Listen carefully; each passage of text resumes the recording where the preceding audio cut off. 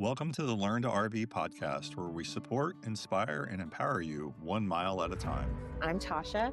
I'm Jennifer. My name's Jennifer. Real life stories from real people living this gloriously messy lifestyle. Real unfiltered moments of the RV life. The realities of getting and staying on the road. It's all going to be right here. Hey there. Welcome. Welcome to the Learn to RV podcast, where every mile is a lesson and every stop is an adventure. You're listening to the Learn to RV podcast, the podcast that keeps you rolling and inspired. Hey everyone, welcome to the Learn to RV podcast. Today we are going to talk about what's up with your RV, solar batteries and more with Chris Reed from Why Not RV. Chris, why don't you start out for a second and tell us a little bit about yourself? Are you a full-timer, part-timer? And maybe something a little bit of fun, like what is your favorite national park to visit? Sure. I'll actually start in reverse. All-time favorite national park has got to be the Grand Tetons. It's just an amazing piece of beauty that this great North America has. I mean, it's just incredible out there. And there's definitely still a few parks I haven't been to yet. So I can't attest to, Glacier I haven't been to yet. I've heard it's beautiful. Yes. Yosemite, same thing. But I'll say for now, Grand Tetons is definitely my favorite one. But I am not a full-timer. I would consider it part-time. So I use my RV in two methods at this point. In the summer, I take one of my either graduating cousin or nephew on a coming-of-age trip, basically right when they graduate high school. Fun. So I've been doing that for 3 years in a row now. And I still have like 5 or 6 more years ahead of like each year I got a nephew or a cousin graduating. Oh, wow. So I take them on a fun trip each summer and they get to pick the destination. So that's been like the recreational use of it. And of course, it's a portable hotel room. So, I've used it for a weekend here or there on some small trips, just like anyone would. But then the big thing is I'm a catastrophe insurance adjuster as a profession. So I take it to the field with me. And so like last year, for example, I lived in it for 3 months while I was working. And so it's full time for 3 months, you know what I mean? But I'm working so much that it's really just a place to sleep and eat and work. But it's nice that you have your own bed to sleep in every night and you're not bouncing between hotel rooms that don't always have the best mattresses or other things. The thing. I mean, all these other guys doing the same type of job. I mean, number one, they're spending, I don't know how much money on hotels, food, eating out all the time. I mean, it's crazy. But then, to have your own comfort of your own bed, your own space, your own stuff, I really, really enjoy it. So like I said, I use it as a tool for work more than anything. But that's cool. I love hearing everybody's stories. And that's kind of the neat thing about this RV life is there are tons of different stories out there about how everybody uses their RV. There is no one correct way to use your RV. There's lots of ways. Absolutely. Yeah, 100%. And what I'm using it for now is different than 3 years ago, 4 years ago, 5 years ago when I first started RVing. Totally different. It can change and mold with you as your life changes and molds. Absolutely. Yep. That's great. All right, well, let's talk about solar. So first, why don't you start with breaking down what's called the power trio? We've got solar, batteries, and inverters. How do those work together? Sure. So the power trio, solar, batteries, inverters, it's the best way to think of it is, so solar is what is creating DC energy, right? So the solar itself is what's creating that DC energy. The batteries are nothing but a storage device. They're holding DC energy. Mm-hmm. And then your inverter is what then inverts DC energy into AC energy to give you regular power in your RV for your microwave, air conditioning, laptop chargers, etc. So you can complete the task with 2 out of the 3 items. You always need your batteries, obviously, and you need an inverter to create AC power, but you don't necessarily need solar. And if you don't have an inverter, that's okay too. Solar can still help your DC side of your RV. So Right. And, a lot of RVs these days are powered with so many 12-volt things like 12-volt refrigerators. I mean, That wasn't a thing many years ago. No. And stuff like that too. What about things like, along those lines of the AC/DC? I know a big topic for people, they travel with CPAPs. Yes. Is there any short-term ways to get inverted power without installing a massive inverter in an RV for that one item that you might need that AC power? Maybe I'm saying it wrong. The power for your CPAP. Right. No, 100%. So the short answer is yes, there's multiple different ways you can do something without like a permanent install for someone that needs to run something just as simple as like a CPAP overnight for medical use. And like, that's it. just as simple as, I'm sure you've seen them in like a regular car or truck, they sell them at Love's gas station, a little small inverter that like plugs into a cigarette outlet, right? Yeah. They have small inverters like that aren't a permanent install, but you might have like little jumper clip cables that you could clip onto your battery, have a little inverter that produces, 200 or 300 watts, whatever is needed for your CPAP, and plug your Yep. CPAP in. So that's something that someone can do, relatively simple and extremely low cost, but definitely not seamless or pretty, really, but it's functional. Right. It gets the job done, which is sometimes all people need. Yes, So exactly. let's jump over to batteries a second. Can there's that age-old question, do I go with AGM? Do I go with lithium? What is the difference between the two, the benefits, the pros, the cons? Let's talk about that for a minute. Sure. So a few years ago, my answer would be totally different than it is today, just because the cost of lithium has come down so much. I mean, it's insane how much lithium has come down now. I mean, you can buy a 100 amp hour battery on Amazon for $180, Wow. and an AGM battery. Now, a few years ago, you couldn't do that. Like the cheapest you could find something was $300 or $400, maybe.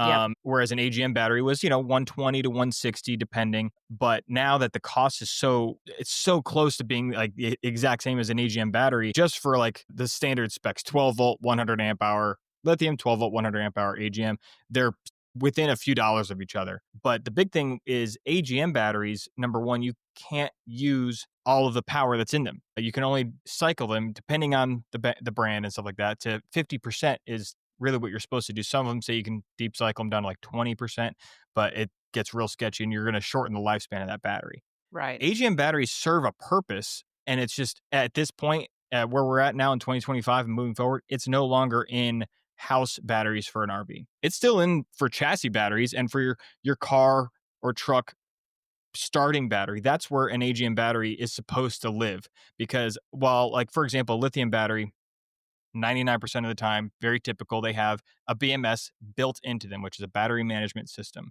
And Yep. those have an amp hour or an amperage rating. Typically, it's pretty low, like say 100 amps. Well, one battery at 100 amps, like in a car, it wouldn't be enough to start the engine. Like the starter for the motor is way more than 100 amps. It's, 6, 7, 800 amps at cranking. So that's where an AGM battery, which they're rated, 800 cranking amps, they can produce a crap ton of amperage instantaneously, and then you can then recharge it with a crap ton of amperage instantaneously, whereas lithium is not meant to do that. It would destroy a lithium battery in a very short amount of time. So but lithium is great for that solar or DC to DC charging, or just recharging off your converter, storing a crap ton of energy. You can use 100% of the battery all the way down to zero, and they're way lighter weight. And Yeah. again, now the prices come down to where they're at. There's no more, should I get an AGM battery? If you're looking to replace your batteries, you should get lithium. 100%, so cheap. I definitely agree with that. We have lithiums in ours. We've had lithiums for a few years. In fact, we took them out of our motorhome and brought them with us to our fifth wheel when we changed a couple of years Absolutely, ago, yeah. because there's no way I was leaving those behind. On the lithium battery front, you keep talking about like 100 amp hours. I know that there are batteries out there with more amp hours. Like, what is the benefit of a lower amp hour versus a higher amp hour battery? Is it better to do 4 100 amp hour batteries or one 400 amp hour battery, for example? I mean, can you talk into that a little bit? Yeah, 100%. So there's going to be a few factors with that. So it depends on what you're trying to accomplish.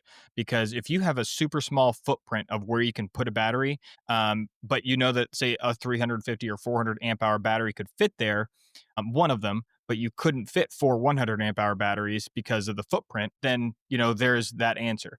But Right. at the same time, like I said, like a typical lithium batteries are going to have a BMS system in them that limits you to a certain amperage. So let's say your 4 100 amp hour batteries, 4 individual batteries that all have a 100 amp hour BMS built into them. Well, if those are all wired in parallel, which we might talk about later, now you actually have 400 amps available to pull. Whereas if you bought a single 400 amp hour battery that still only has a 100 amp BMS, even though you have the same capacity, your BMS is still only rated for 100 amps. So you might not be able to pull the capacity that you're wanting, like for air conditioning or something like that, Okay. depending on your need of what you're using it for. You have to keep that kind of thing in mind of what amperage am I using to know, okay, 2 batteries in parallel is going to be better because now my BMS, the amperage is split into 2 versus just Right. 1. Right. So let's talk about that real quick. Series versus parallel. What is Absolutely. the difference there? Yeah, so series is going to increase voltage and maintain amperage. Okay, so basically when you do series, you're taking positive and a negative on one battery and you're connecting it then to the next positive and negative. So it goes positive, negative, then you connect this negative to the next battery's positive, and then so now essentially what you've created is you have your original positive, you have the negative positive tied together, and then you have a new negative. And if you test that positive here and the negative here, you now have twice the amount of voltage. So if those are two 12-volt batteries, for example, now you have a 24-volt battery. Well, Right. but the amp hours doesn't change. So you still have 24 volts at 100 amp hours, which we can talk about that type of stuff too. But so that's what a series connection does. It increases your voltage, but maintains your amperage. You're And mainly going to what would be the benefit of increasing your voltage? Yeah, so you're mainly going to use a series connection when you're talking about solar. Okay. Unless you're building out a really crazy off-grid system and you're wanting to do a 24 volt or even a 48 volt battery system in your RV, you're like most RVers, I'm going to say 99% probably are going to stick with 12 volt batteries. So you're not going to do anything different because inverters are 12 volt, original converters built Right. for 12 volt, all your battery or your lights are 12 volt. So you're not going to want to change that. However, up on the roof doing solar, if you have say 2 solar panels that are call them 12 volt solar panels, they're not really 12 volt, but let's just for instance say they're 12 volt panels and they're 5 amps each. Well, you have 2 of them together in parallel, you would have 12 volts at 10 amp hours, meaning the positives and the negatives are tied together. That's parallel. But if you Right. tied them in series, you would now have 24 volts still at 5 amp hours. So what that will equate to down the road with like a bigger setup is you're going to have a lower amount of amperage. So you can use a smaller gauge wire to carry that voltage over a longer distance, which can save a lot of weight and save a lot of cost because as you know, copper and wire is expensive. And when you get into something that's rated for 80 amps, and you're dealing with a 0-aught or double-aught cable that's as big as my thumb, it gets really heavy and really expensive and it's hard to manipulate. Whereas Right. if you can keep a wire that's smaller up on your roof for those solar and to travel down, the smaller that wire can be, the lighter it is, the easier it is to manage, everything like that. And so that's where you want to do a series connection with your solar panels. Okay. That makes sense. So let's talk about this because I know a lot of RVers will go, well, I never boondock. I don't think solar's for me. Is solar for every RVer or is it only for boondockers? What would you say to that? I would say that some form of solar is for everybody, meaning like 100 amps, or excuse me, 100 watts. I think almost every RV should have like at least a small little 100 watt panel. And the reason I say that is because if you're a boondocker, of course, yes, you want to go crazy with solar. You want to do as much as you can off grid, all that fun stuff. But for typical RVers that go campsite to campsite, their house straight to a campsite, they don't ever think about keeping the battery topped off. Most people don't really need it, but that one panel while you're driving down the road, for example, while your RV is sitting in storage, that one panel can just maintain your battery for you when you have nothing of a load. And it's just better for battery health long term because as you know, if you deep cycle batteries over and over again, or again, if you have an RV in storage, for example, and the battery goes dead because you didn't disconnect it or whatever the case is, and now you get there, now you're dealing with a dead battery and all that fun stuff. It's a pain in the butt. But versus if you Ruins your had, vacation real quick. yeah, exactly. But if you had a 100 watt panel on there just to maintain your battery, that's right there to me why I think every RV, and I think pretty much at this point every RV off the showroom floors are coming with a small amount of solar, and it's for that reason right there. Most people think, oh, I have solar, I can go off grid. It's like no. No. Slow down. Yeah. No, they cover the basics. And I'll say, another benefit, at least we have discovered, we have around 900 watts of solar on our RV. So it's not a ton, but it gets the It's a job done healthy for amount. us. It's a Yeah. healthy amount. But what we have found actually is if we go and we are paying a monthly rate somewhere and then you're paying for electricity, well, we have it set up to where it can use our batteries and solar first and then Right. the pedestal second. And so then we're saving a little bit of money and not having to pay as much electricity. Last year, we did did this for a month, and the friends camped next to us, their electric bill was almost triple what ours Oh, I was. bet. Yeah. And that's, just another secret benefit that a lot of people don't think about to do either. Yeah, 100%. And that's saying it's dependent on what you're doing. Because I had a friend reach out to me, this is probably 2 or 3 years ago now, of a similar situation where he is full time at a campsite, all year round, and wanted to offset his electric costs. And I was telling him about what he could do with solar and how he can prefer to use the solar over the electric pedestal and how it could save money. And so it's depends on what you're doing. Yes, Yep. that is another great tool to use solar for. Yep. All right, let's go jump back to the inverters again here for a minute. Pure sine wave is a term that likes to get tossed around out there. What is a pure sine wave inverter compared to other inverters, and is it necessary? Right. So there's two types of inverters. You have a pure sine wave and you have a modified sine wave. So a pure sine wave inverter recreates energy that is the same as what's in your house. So a waveform goes like this, smooth up and down, up and down. That's a pure sine wave inverter. A modified sine wave goes like this, up, over, down, up. And so it's very boxy and choppy. So the only time you would do a modified sine wave inverter in an RV is if you're only going to use it for resistive style loads, such as like a toaster oven, an electric heater, or like a tea kettle, a few things like that. But otherwise, the majority of like electronics nowadays, there's a few out there that could accept a modified sine wave. And if your charger says that it could accept a modified sine wave, that's fine. But majority of electronics out there need a pure sine wave inverter. All motors need pure sine wave inverters. So if you are looking to run your microwave, run your air conditioning, you have to use a pure sine wave inverter. It will not run off of a modified sine wave, and if it does run, it's not going to be for long. It's not healthy for those motors to try and run off a modified sine wave. Right, for sure. All right, so now let's jump over to the whole budget factor. Somebody wants solar, they want the power, everything, but they're on a budget. So what comes first, the solar or the batteries? This has been an age-old conversation between my husband and I. When we talk about expanding, like, what do we do first? What do you say should be done first? Well, so like all things, it is dependent on what you need. Okay. For someone that's parked at an RV campground all year round, and they're wanting solar to offset their electric cost, then the batteries aren't really doing much for them. So you want to put all your money into solar. However, that's a very small percentage of people that are doing that. Right. Me, my answer, anytime someone asks me this kind of question, is batteries all day long. You want to have as large of a capacity of DC energy as you can to be able to off grid, to expand solar down the road, to use that energy, because the solar, which we'll talk about in a little bit, but the battery bank is so vital to how long you can run things. Like if you have all the solar in the world, that's great. But then at nighttime, if you don't have a big enough battery bank to make it through the night, then what does it matter? Very true. So That's I true. always say you have to start with the battery bank. And like my Airstream, for example, right now, I put a massive battery bank in it. I haven't even touched the solar yet. I plan on doing it this winter, but I've had it for 2 years now, and it only has 400 watts of solar on it. Yeah. It's not much, but No. my battery bank is huge, so I can run overnight air conditioning, all my stuff, no problem. In the morning, solar starts to trickle a little bit, but if it's a travel day, now my DC to DC charger recharges the battery bank. And if Right. that's not enough, my generator recharges the battery bank. So Right. that battery bank is what, to me, is what's the most vital part of an off-grid setup, is that capacity of DC energy. Right. Now, a lot of people think, I've got solar, I don't need a generator. Would you say that that's true? Is there ever a situation where someone has enough solar and batteries that they don't need to think about a generator at all? Absolutely not. You will always need a generator unless you just want to, risk it all. Right.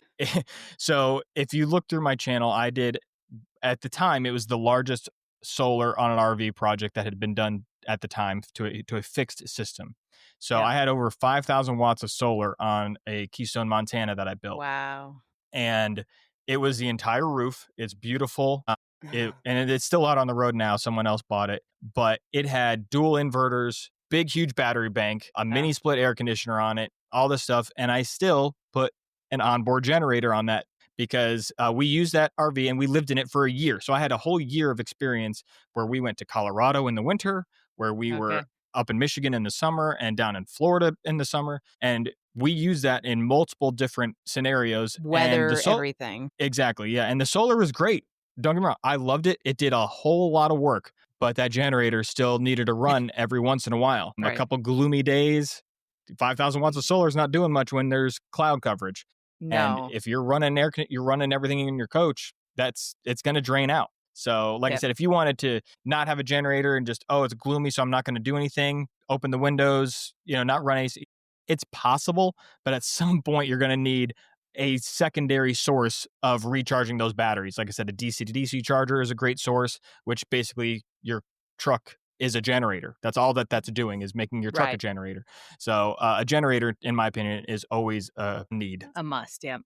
Let's talk about solar for a minute. We keep throwing out terms like 100 watts and 400 watts and 500 watts. Well, how does that translate into power? I mean, because you've got watts up on the solar, you've got amps down in the batteries, you've got sunshine all day. Like, how does all of that work together and help each other out? Yeah, so I wish the entire industry, and not just the RV industry, it would have to be everyone from residential and commercial to anyone who deals with solar and stuff. I wish we could all just say everything in watts, because it would make things so much more simple to understand. Like a 100 amp hour battery, well, at 12 volts is actually, 12 times, it's 120 or a 1200 watt hours. So it's like a 100 amp hour battery is actually 1200 watt hours. So if we could just all agree to call everything watts, it would be so much easier to understand for most people.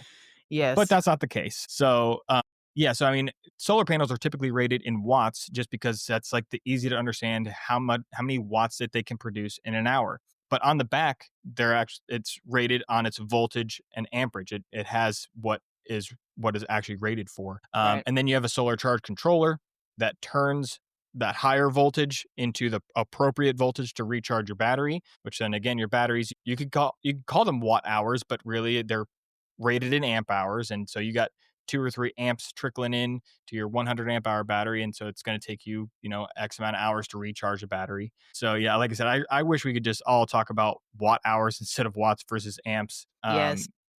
Versus voltage. But the easy way to know it, if you don't already know, it's called Watt's law, is watts equals amps times volts. So if you know your amperage and you know your voltage, you know your wattage. If you know your wattage and you know your amperage, you can figure out your voltage.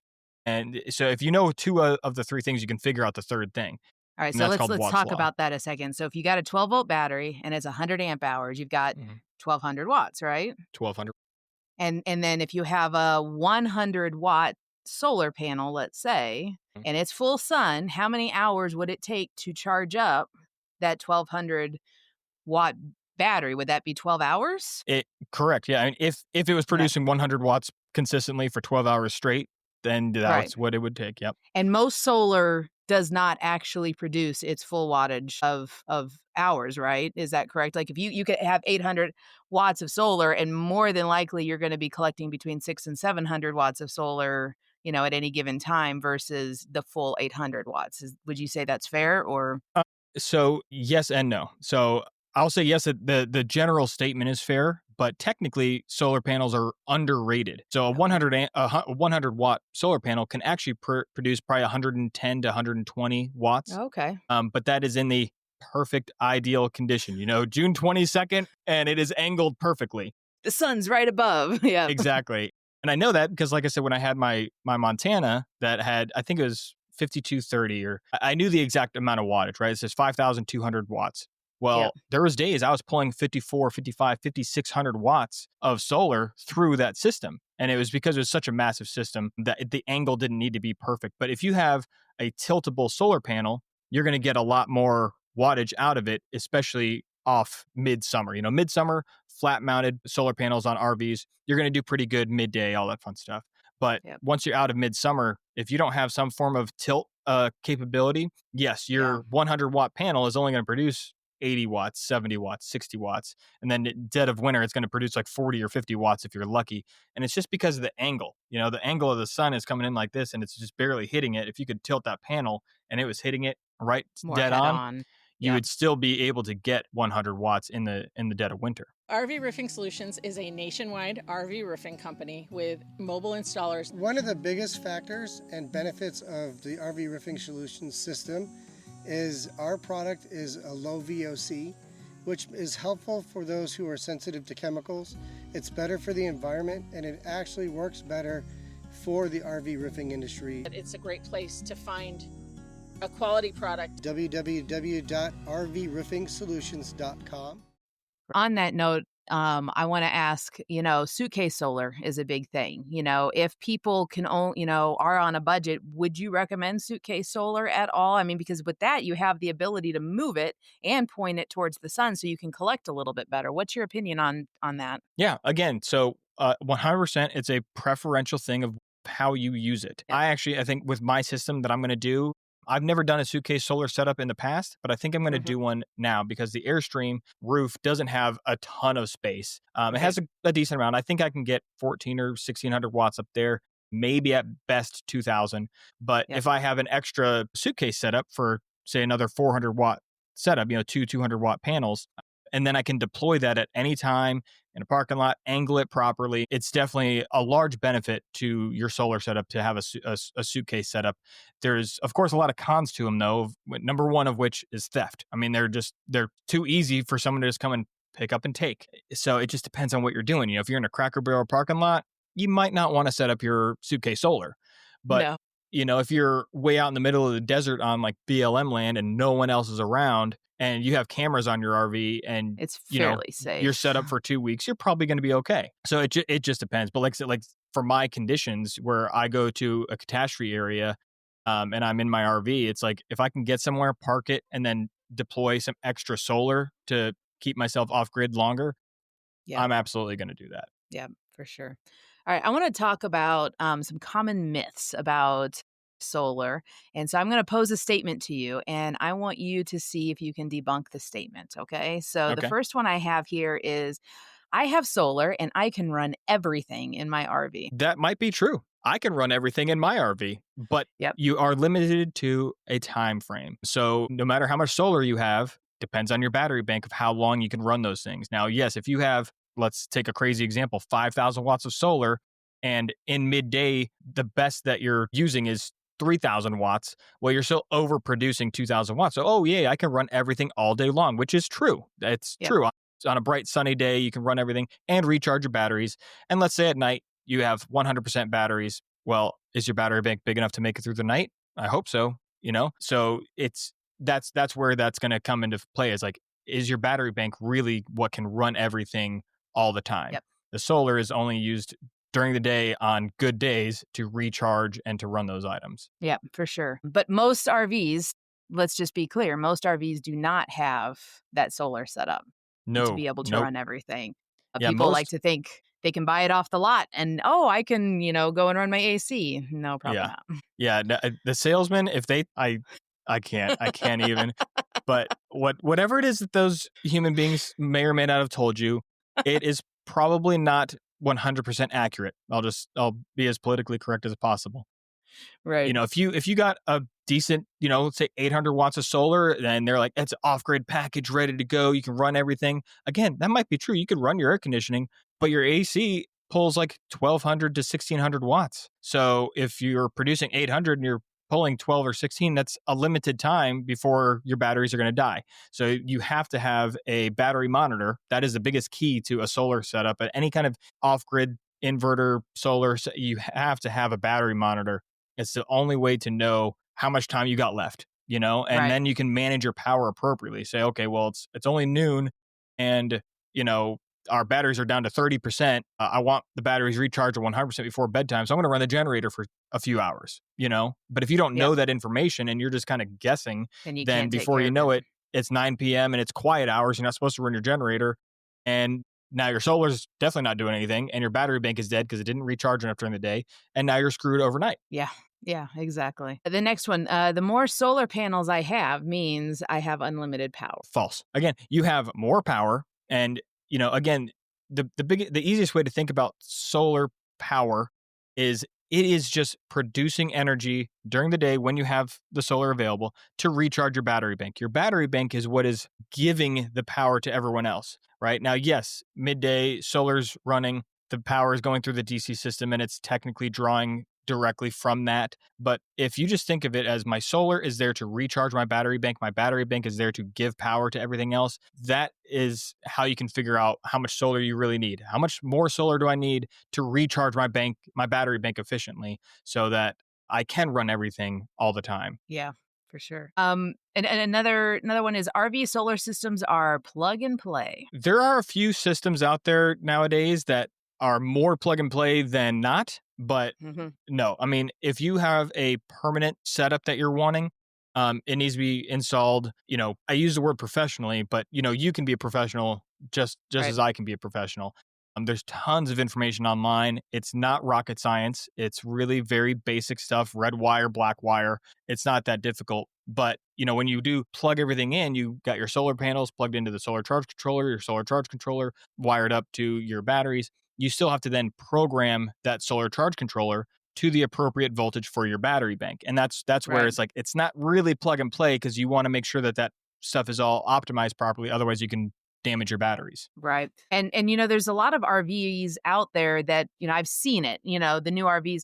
Oh, this RV solar ready. All you have to do is plug it in and go. I mean, how accurate are those statements? Right. So there's some out there that have like this ZAMP solar solar ready where you can plug in a suitcase style thing. And again, all that is a wire that runs directly to your batteries. It doesn't, depending on the RV, of course, it Right. usually doesn't have a solar charge controller built into it. So what you plug into it has to already be programmed for your batteries. So if you have a solar deployable setup that has a little solar charge controller built on the back of it or something, you have to make sure that's programmed appropriately for your lithium batteries or your AGM batteries or lead acid, whatever it is that you have. Right. And even within lithium, like every manufacturer recommends different things for their batteries. And then from there, what you might prefer out of your lithium batteries, say you want to have them last you 12 years, but only use 80% capacity versus I want them to last 8 years and use 100% capacity. The way you charge Right. those two different banks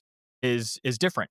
So you still have to do some form of minor programming and stuff. You don't just want to just plug it right in. Right. It's not that simple. Yeah, I would say the only Okay. thing that's out there that's like a direct plug-in unit are those like the EcoFlow, and I think Delta makes those solar generators that are essentially just a battery bank with an inverter built into them, and you can plug a solar suitcase into it all by Okay. itself, and you just plug your power into it, just like you're plugging into shore power.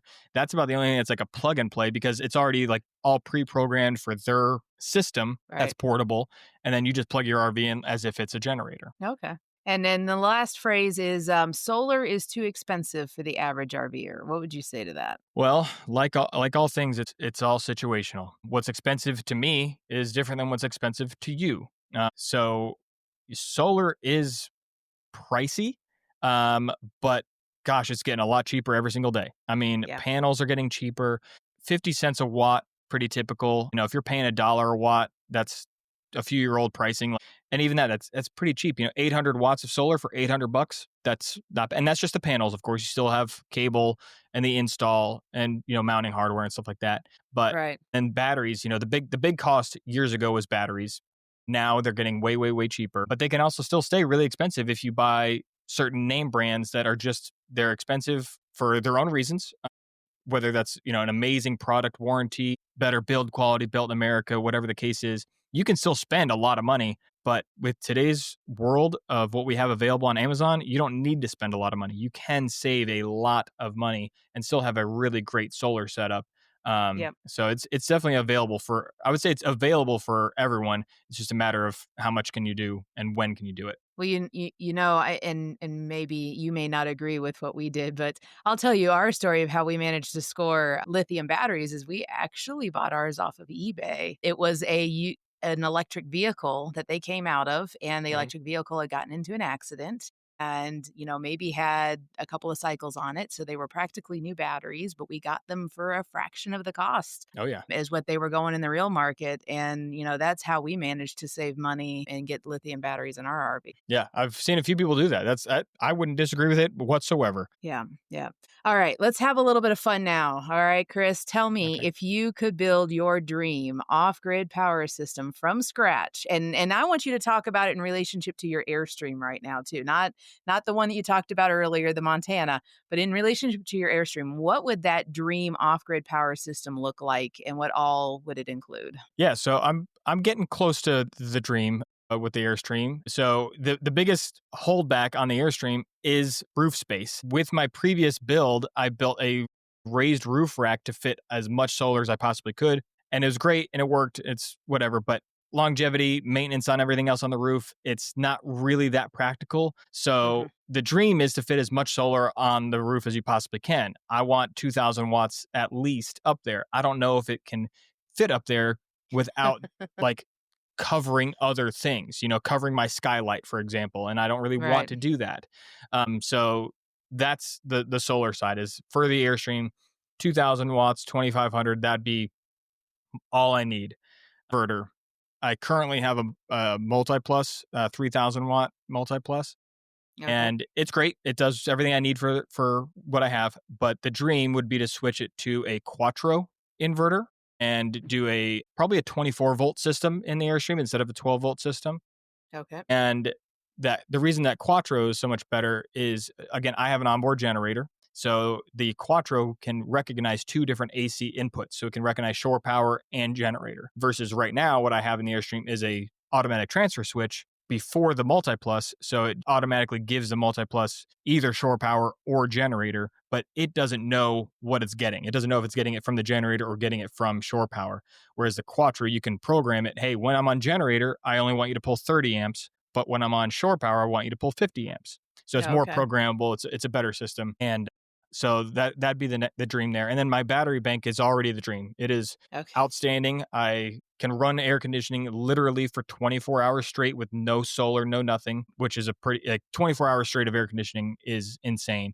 And we're talking like Florida heat, like nonstop running. I'm not talking cycling on and off, like nonstop. It can run for 24 hours. So in regular conditions, it can run for 3, 4, 5 days. So any normal weekend that I do, the Airstream is amazing. Like I can just go down. Actually, 2 weekends ago, I did a barbecue competition and I used the Airstream as my little home base setup. And it was great because that battery bank is big enough it ran my grill overnight, ran air conditioning inside the RV, both air conditioners, did everything. And then in the morning, we were at like 60% battery because, we're in Southwest Virginia. It wasn't crazy hot, but the RV was a lot cooler than it was outside. So, for but yeah, so sure. I'd say that's the dream right now. So what would you say, like, let's say that there's someone out there, they want to do solar, but they're not necessarily handy. What would you recommend to them on trying to get their solar done? Like, are there people out there? Is there resources they could go to? I mean, I know there's YouTube videos everywhere, but maybe they just want to talk to someone and go through their needs and make sure that they're on the right track or whatever. Like, what would you tell someone? Yeah. So, I mean, there's several people out there that offer consulting services. Like I offer consulting services for RV solar. So if you just want to ask questions and figure out what you want to do, like I offer a service like that. And I know that there's several other people out there that do the same thing, full-time RVers that travel around. So just look around, post to a couple of Facebook groups maybe and say, hey, who's in the New Mexico area who does mobile RV solar installs? And there's probably a full-time RV person that has the experience and that does mobile installs. And you might be able to just talk to them and just figure out, your needs. But there's, like I said, there's several companies out there that offer that type of service. You just got to look for what's in your area. Does it need to be someone that's local though, or can a lot of those conversations happen, online? No, 100%. They can happen online. The initial conversations of, what you want to run, how you want to run it, how long you want to run it, those kind of conversations can all be had remote from anywhere. Absolutely. What is one small upgrade that our listeners today that they could make right now that would improve their RV power experience? So I would say what we talked about, a battery monitor. If you don't currently have a effective battery monitor, not just one that displays your volts, okay? Because that's not really telling you diddly squat, really. You need one that actually shows a percentage of your battery programmed to how many amp hours you have available, and it's a little device, or I don't know, I think like 80 to 120 bucks on the cheap end, upwards of like 250 for the really nice ones. So they're pretty affordable. It's a very simple install. It kind of just goes in line with your negative of your battery cable. So it's a very simple install, and it can change everything for you, because now you know exactly how much power you're using, how much power you have left, and you know when to, like I said, maybe run that generator just for 2 hours before you go to bed so you can make it through the night. Yep, for sure. All right, let's switch gears a little bit. We want to know a little bit more about you, Chris. So, for those of you who aren't familiar, Chris is with Why Not RV, like we mentioned earlier, and he actually has his own podcast. He's on YouTube. How did you get started with all of that? What made you decide to want to start your own podcast and do YouTube and everything? Yeah, so I've been doing Why Not RV, the channel, since January of 2020, just a few months after I bought my first RV, which was like mid 19. And I was like all people in the RV world. You get your first RV, you want to start to modify it, do stuff, and you go on YouTube. And I just wasn't finding the videos to be as educational as I would want them to be. There were several things like, all right, so we're going to go ahead and install this thing right here. And then bam, next shot, it's already installed. You're like, what happened? How'd you get there? You know? Yeah. So, I was in the Marines for 10 years, and part of my tour there, I was a martial arts instructor. Okay. I loved teaching. It's something that I just have a natural passion for, is teaching others in several subjects. And so I decided at that time, like, okay, there's not that great of videos out there. I'm already a very handy person, came from the HVAC trade. So I know electrical, I know plumbing, I know refrigeration. I'm just going to start making videos of what I'm doing to my RV and use that as an outlet for me to teach and be able to help other RVers just learn on their own, because there's just so much information out there that wasn't all the information that you needed. And so that's why I decided to start the channel back then, was because I wanted to teach people. I wanted to help other RVers do stuff on their own, because it can be expensive to do minor things in your RV, and if you can research a little bit and do it yourself, like I can save you money. That's all my goal is with the channel, is to help other RVers. And then I just started the podcast essentially a month and a half ago. And I just wanted to add it to my channel for some long form content, to talk a little bit deeper about certain topics that, like, I can show you a topic and talk about RV electrical, for example, like we're talking right now. But there's only so much I can show you, like during an install or during doing something, and that serves its own purpose. But maybe a conversation of, like we're having right now, of really like some basic questions that I might not think to ask because I already know the information. But a normal RVer would say, well, what is an amp hour? How does that even work? And then now we can talk more about it, and just again to give that longer form content to people. So that was the number one reason I started the podcast, was to try and get that additional information out there for those that wanted to absorb it. And then the other was to share RVers' stories. So those are like kind of the two types of videos I'm going to be doing on my channel, is to share other RVers' stories of how they got started RVing, where they're at now, and the journey along the way. Because your first RV is not going to be your last RV. No, it won't. And most people think it is. And they spend all this time and energy into making sure the first RV is the perfect RV. This is exactly what our family needs.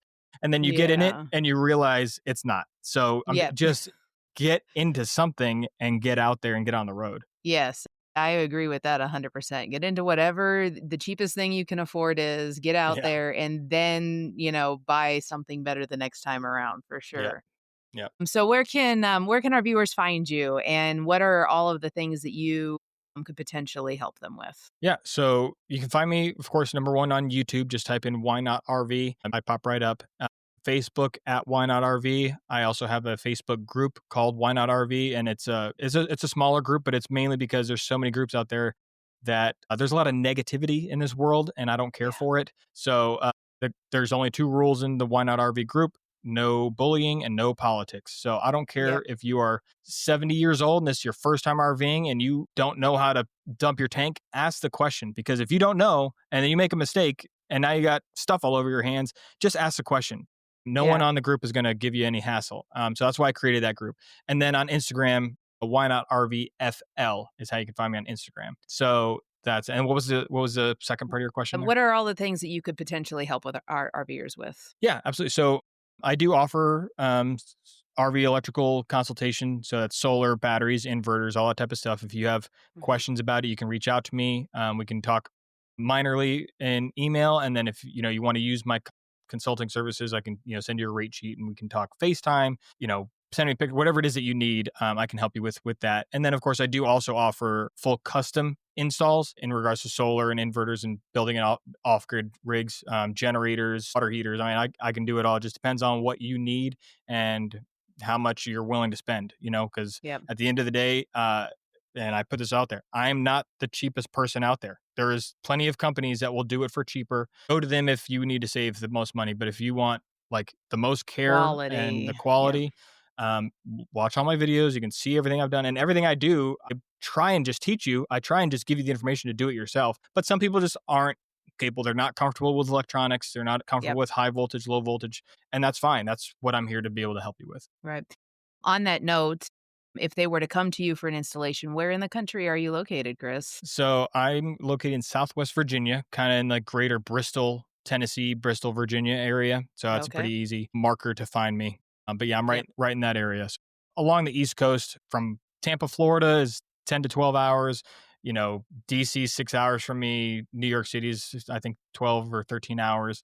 So if you're along the East Coast, you can get to me. Very good. All right. Is there anything else you'd like to say before we wrap this up today, Chris? Any final notes or words of wisdom for the viewers and listeners? No, I'm good. I appreciate it. It was great chatting with you, Jen. I appreciate all the questions. I think this will help a lot of people. Yeah, I think so. I appreciate having you with us today. And to all you listeners, please be sure to like, subscribe, follow us, share a review, share with your friends, and tune in next week for our next episode of Learn to RV.